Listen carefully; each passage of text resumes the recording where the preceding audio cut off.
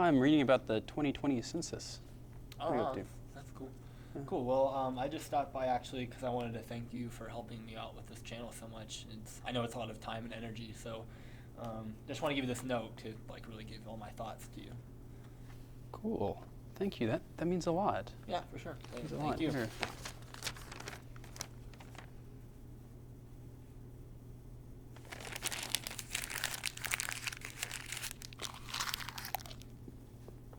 What? Hello, and welcome back to Review Boys. This week we'll be reviewing Mike Posner's new mixtape, Keep Going. Take it away, Ben. Yeah, Mike Posner blew up on the scene way back in 2010 with his hit song Cooler Than Me. After that, he became pretty quiet and kind of fell out of the mainstream until 2016 when his remix of I Took a Pill in Ibiza became a massive success. This was a really interesting development in his career because the song reflected a lot on his kind of one-hit wonder kind of career that he had had so far, and the ups and downs of the music industry and how empty that career can kind of be. But it blew up and became a really big success after it had been remixed to kind of match the typical pop scene. Posner didn't really catch my attention though until 2017 with his collaboration project with Black Bear Mansions. This became my favorite album very quickly. I loved it, listened to it a lot, and this is when I really became a Mike Posner fan. Finally, in 2019, Posner released A Real Good Kid. This album addressed the death of his dad, the death of his close friend Avicii, and a really serious breakup that he had. And I love this album even more than Mansions, front to back. I could talk about this album a really long time, but I won't for now. We'll save it for a year-end video. With the release of that album, though, he also announced that he would be walking across the country beginning in March. The country, he was releasing singles along the way. And to my surprise, he actually put out an album, a mixtape, whatever we're calling it. And I was a little wary going into the project just because of how much I loved A Real Good Kid. And I don't think any artist could ever top that album, for me at least. So I was a little anxious. Regardless, I had enjoyed some of the singles more or less than others. But when I saw that he released the album, I was a little wary just because of how much I loved A Real Good Kid, and I didn't think that he could put anything out. I was just afraid he wouldn't be able to match it or make anything close, just because I think that album is perfect front to back. So, yeah, I was a little unsure, but I want new music from my favorite artist. So, what about you? What were you thinking? Yeah, I had pretty high expectations for a creator like this. I think he does a really good job at expressing his emotion through what he does, whether that be his production style or just his voice. He's a really genuine person. I think that's what he was able to show through A Real Good Kid, and now by Walking Across America. Walking Across America is a way for him to get to know his fan base and his fans and really understand the community that is behind what he does. I really appreciated his ability to catalog some of the sentiments behind his actions. And that was probably my favorite thing about this album. It really made it unique from others in that it was about a journey, a physical journey that he's going on. Yeah, he's very emotive, and I think that's also something that I love about him is how raw a lot of his delivery can be. Whether it's the really high highs or the low lows, he always kind of puts it all on the table and grabs your attention that way.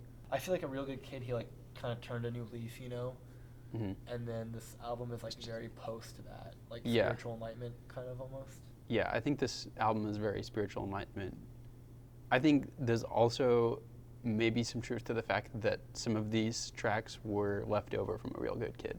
I don't know if that's completely true. That is possible, yes. Well, yeah, to mention, Noah's Ark, he did release as a way to announce A Real Good Kid album. So I was surprised to find it on this album, but I was very happy to. And he tweaked it a little bit to make it appropriate for this album. Yeah. Now, I just kind of realized he probably been planning this from the beginning. Like before Real Good Kid? Probably when he decided to do the walk. Yeah, that he was going to make an album that would sort of encapsulate a lot of that.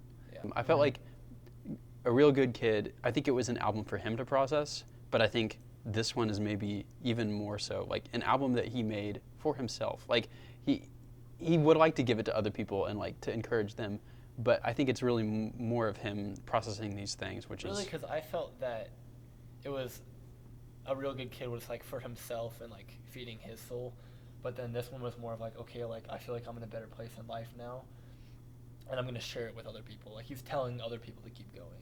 So that was my take on it. Yeah, that sort of makes sense.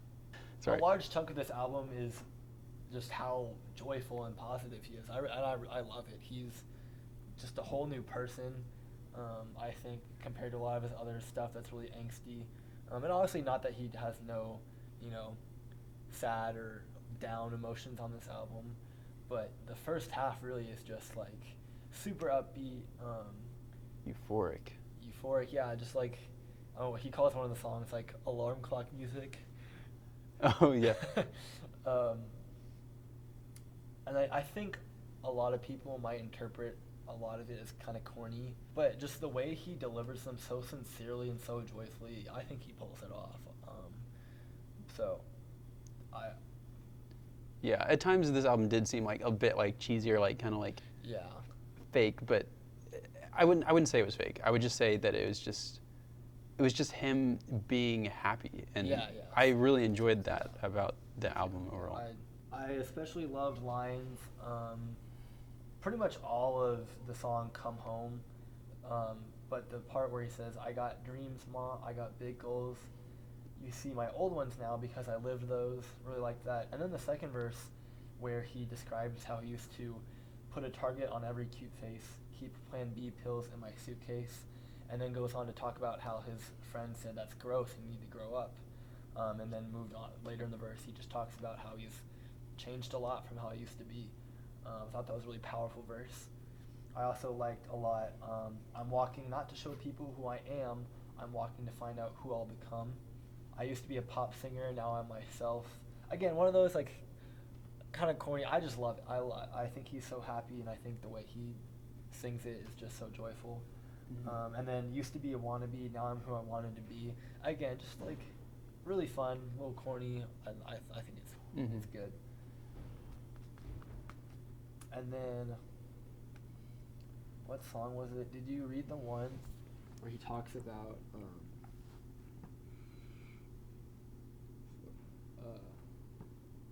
the girl who tweeted him? Yes, that was one of my favorite tracks. Yeah. I thought that was really uplifting. It kind of reminded me of a Kendrick Lamar song, but no, never mind. Don't leave that in. But no, I thought that was really sweet how he was able to. Let me restart it because. Do you have something to say more about it? Well, I didn't say it very it was like an off-camera conversation. Okay. In the song "Amen," he talks about crap.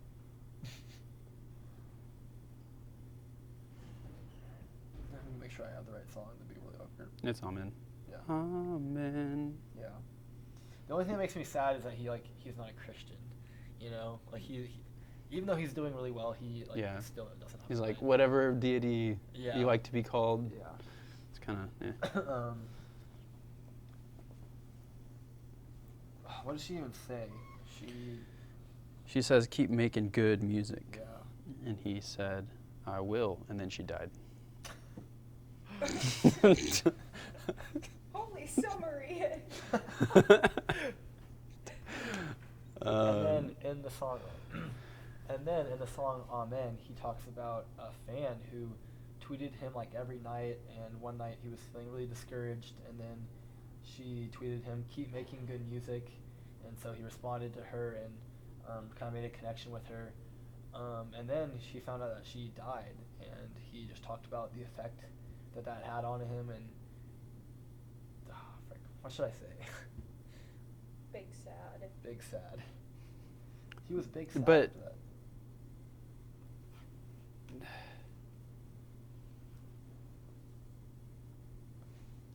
after that life, I feel like the message of that song is that like life is precious and you should be happy about every moment, and like for her, his music made an impact and she was able to impact him and make his life more meaningful in that moment.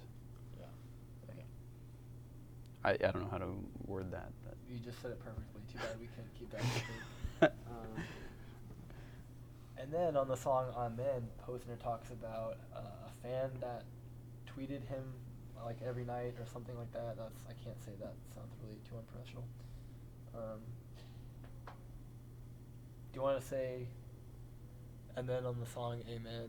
Yeah. You just want to, Yeah, and then on the song Amen, it tells the story of a fan who was able to encourage Mike Posner in a time where he needed it the most. And I think this is really a testament to how this album is about living in the moment and not focusing on the present, because later we find out that she died, and it was really impactful. And that's only half of the song. In the second chorus, he talks about his sister and how he always saw her as a hippie, and he had his celebrity lifestyle, and he compares the two and talks about how she was, trying to help.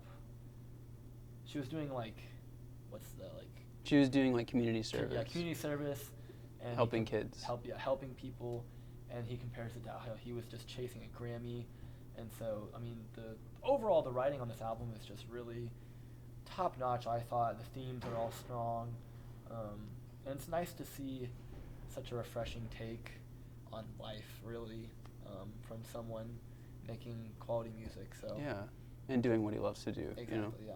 The sage wisdom really made it like this album is encouragement for himself, which I appreciated. I think at times it led it to be a little bit less cohesive of an album. Like it did kind of break up some of the songs in a uncommon way, but it's also like it's a mixtape. It's not necessarily supposed to be super cohesive like an album. It doesn't necessarily tell a story. They're all just these songs that have this theme. And I felt like that theme was still there through the songs. For me, I didn't mind them that much. They just felt kind of not out of place. I just didn't love all of them that much. Yeah. But the one from his mom was my favorite and felt the most. Yeah, definitely. It contributed the most. Yeah, the other Steven Tyler is it was okay. Yeah, he was like, here's your name backwards. It was and then he funny. used it in the next song though. He did? I didn't yeah. catch that. I think a lot of these songs felt like they were left over from a real good kid, or just their production wasn't quite fleshed out, or like they seem to be on other ones. I think there were certain songs like God's Lottery that I felt like really stood out, or where it's just him and a guitar that I felt it didn't need to have this grand production. But other ones that did have trumpets and stuff, it just it didn't seem authentic to me. I guess it kind of encapsulates the message of the album, but none of some of the production really was great, but others was just kind of hit and miss for me. Yeah, I would be on the same boat. I think we think the same, we're half and half on the production, but it switched. For me, like I said, some of it felt like it wasn't him hand making, or at least having a hand in the process of making the production. But like I said, the first half, loved the production. Come Home especially, oh my gosh. The first time I listened to the song, I was in the car, and when the trumpet dropped, I got chills. I was literally whooping and hollering. If you don't enjoy that part of the song, I'm not convinced you're fully human. Probably gonna take that out. My only complaint about that song is it's too short. That trumpet could have gone forever. I would have loved to hear more of that. I already really enjoyed Noah's Ark. I like how it's just 4 minutes of him spitting bar after bar, but the production kind of changes along the way, so that was really unique. And then Look What I've Become and Prince Akeem, really upbeat songs that maybe a little repetitive. They're really upbeat, really enjoyable songs that you could get down to, and then of course they match his really upbeat and joyful tone. We both liked God's Lottery. That was a really fun trap song. I really enjoyed Elohim's feature. And then we get to the song Nothing Is Wrong, and this is where it starts to feel a little like he just kind of bought a loop off of the internet. I feel weird saying that because I don't know how he did it. It just felt really out of place, and his rapping over it felt not the most natural. And the same goes for Slow It Down. Just rapping over a piano loop just felt a little off. I don't think it's impossible to rap over tracks like these, but in this case, it just felt a little out of place. I disagree, but keep going. Yeah. And then also the funniest thing, when he was talking in the song Nothing Is Wrong, when he said he's in the gym, and he saw the people. Oh, and the he's beautiful bodies. Like, well, the hamsters. He was like, I'm not gonna be a hamster. So funny. Yeah, he references a hamster really earlier on. Oh in yeah, the yeah, album. the circle, the ladder to fame is a hamster. That was a really Yeah. good bar too. I really like that. So yeah, this is where the production isn't as enjoyable for me, but it wasn't unbearable. There was not a song where I was like, oh, I just want to skip this. Oh, the Logic song was pretty bad. Yeah, I didn't that like one that. that one sounded like an LSD trip to me. It didn't. Yeah, it didn't fit. It's good up there. Yeah, Or whatever it was is. weird. But yeah, it's probably my least favorite. The Logic. Also, he just ends with like, "Money is awful. Money is awful." Yeah, the Logic. Okay, It's like this is so lazy writing. Like it wasn't. I feel like Logic has decent chops as like as a rapper, but like his lyrics are just like sometimes really lazy, and I don't. Yeah, okay, his verse felt more like it belonged than Mike's part did. Like, Yeah. if you had just taken Logic's part, it would have been fine. But then the ending lines were, yeah, it just kind of felt like it didn't punch. And he repeated it too. It was like, it didn't punch as hard as I felt like he wanted it to. Mm-hmm. But then we get to Amen and A Lonely Night in Mexico, thinking about Big Sean and Avicii. And these feel more personal and like he had more of a hand in the production. I think A Lonely Night in Mexico is just him playing the guitar. Yeah. With maybe some other It's a great instruments. track. Yeah. Overall, I really enjoyed this album and how Mike Posner, a man who's been kind of in the business for a while, who has seen death, has been able to create this list of songs that have empowered him to walk across the country. That's my favorite part about this album. For me, some of the production choices or lyrics or features didn't really come across as cohesive as the rest of it. My main criticism of it is just that it seems like some of it is just left over from what he's previously done. And I think that's fine as long as it motivates him. And that, Yeah. Especially since he was doing it while he was walking across the country, so. yeah. Generally, I don't think this is the best kind of music he can make, but that's okay. I'm willing to give him 6 out of 10 snake bites. For me, for how anxious I was coming in and how unsure I was delightfully surprised. I really enjoyed the project, and I kind of knew the tracks that I didn't enjoy. What was it? Nothing Is Wrong and Slow It Down were the ones that he had already released, and I wasn't a huge fan of. But everything else I enjoyed to some aspect, and I just really like seeing him doing really well as a human being, just how joyful he is and how he's really figured some things out in life for himself. So I'm going to give this an 8 out of 10 snake bites. This is one of my favorite projects so far. Yeah, it's worth a listen for sure. Thank you so much for checking in for our review of the Mike Posner mixtape album Keep Going thing that he released. Please let us know what you thought. If you want to request an album, please do so. Like and subscribe if you didn't totally hate our video.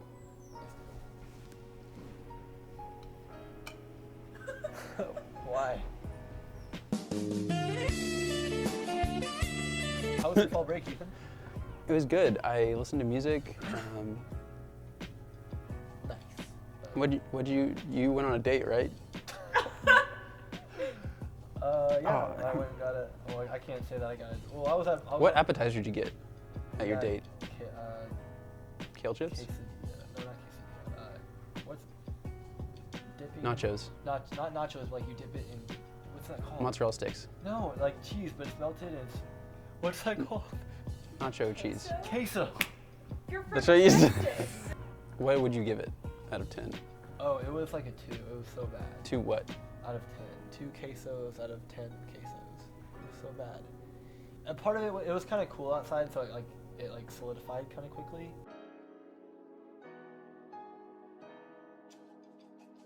Well, I actually just wanted to stop by and say thank a lot. And say thank.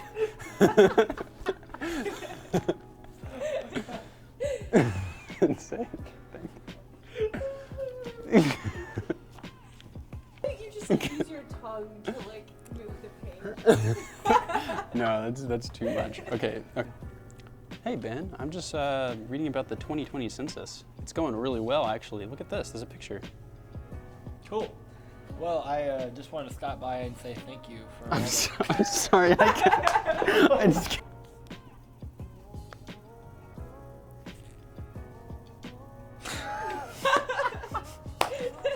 What do you think The the last? extra corner.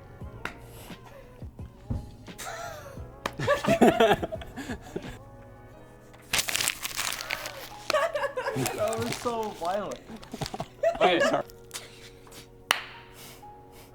I'm so sorry. Okay, how was that? Can we watch? Don't do it quick.